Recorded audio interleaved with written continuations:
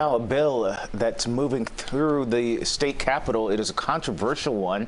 It's called the Don't Say Gay bill. If passed, it would discourage classrooms of primary grade levels from discussing sexual orientation or gender identity.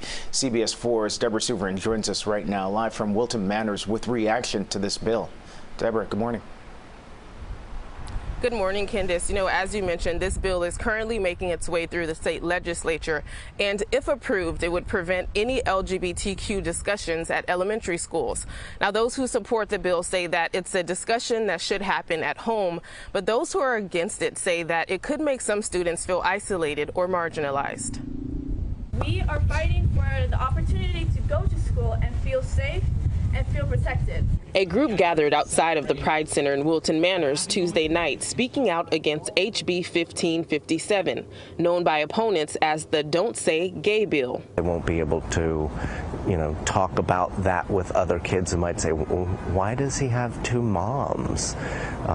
There won't be any way for faculty, for school teachers to talk to kids about LGBT-related issues. It will be against policy. The bill says educators, quote, may not encourage classroom discussion about sexual orientation or gender identity in primary grade levels or in a manner that is not age appropriate. Those rallying against it say the policy may imply the way someone identifies is something to be ashamed of or hidden. When I was young, I couldn't be young.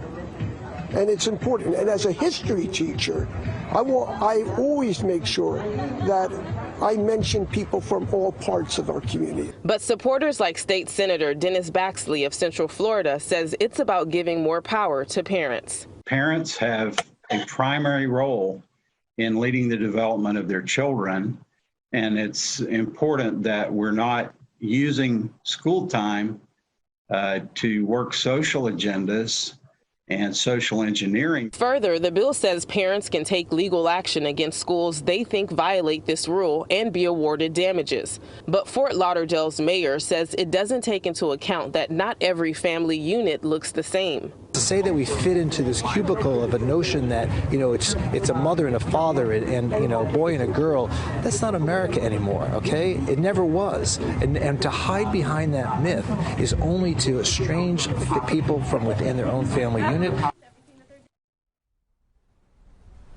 Now, this bill is not finalized yet. It still needs to go to Senate. We're live in Wilton Manors. I'm Deborah Souverin, CBS 4 This Morning.